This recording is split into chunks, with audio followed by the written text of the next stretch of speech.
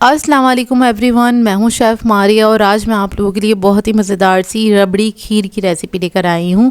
बहुत ही आसान तरीके से आप लोगों को बनाना बताऊंगी, लेकिन बाज़ार जैसी पकवान जैसी ये बनके तैयार होगी, जिस तरह से पकवान हाउसेस में मिलती है, जो कि हम लोग शादियों के लिए अक्सर अपने घर के फंक्शन के लिए बनवाते हैं। तो चलिए आइए वीडियो स्टार्ट करते हैं। तो यहाँ पर मैंने 1.5 लीटर दूध लिया है और उसको मैंने पकने के लिए रख दिया था। उसमें अच्छा सा बॉयल आ गया है।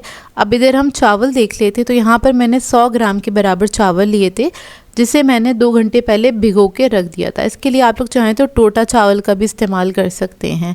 अब इसके अंदर मैंने ऐड किया आधा कप दूध, और दूध ऐड करने के बाद आपने इसको पीस लेना है हैंड ब्लेंडर की मदद से, या फिर आप जूसर का जो जग होता है उसमें डाल के भी इसको पीस सकते हैं। पीसने से क्या होगा, चावलों का जो दाना है वो छोटा हो जाएगा और खीर जल्दी पक के तैयार होगी। अब क्या करेंगे, चावलों को सारा मिक्सचर हम ऐड कर देंगे दूध के अंदर। दूध क्योंकि पक रहा था, अच्छा गर्म था, तो इस स्टेज पे आपने थोड़ी देर के लिए चमचा चलाना है ताकि चावल जो है नीचे बैठे नहीं और लगे नहीं।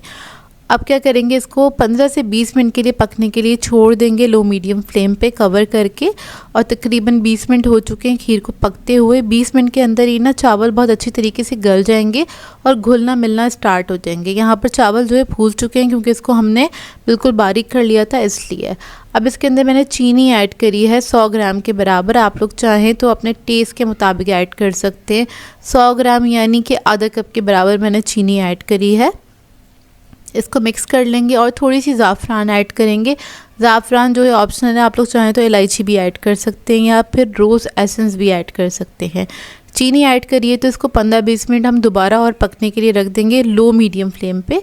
और 15-20 मिनट के अंदर ही देखें खीर जो है हमारी पक के तैयार होगी। टोटल जो इसकी कुकिंग टाइमिंग है ना, वो तकरीबन है पौना घंटा, 45 मिनट ना।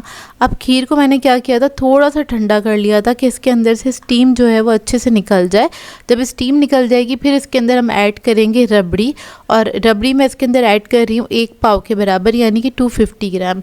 जब आप रबड़ी ऐड करेंगे तो उसको आपने बहुत ज़्यादा मिक्स नहीं करना है, बस हल्का सा मिक्स करेंगे और इसको छोड़ देंगे ठंडा करने के लिए। जब ये थोड़ी ठंडी हो जाएगी तो आपने सर्विंग डिश में इसको निकाल लेना है।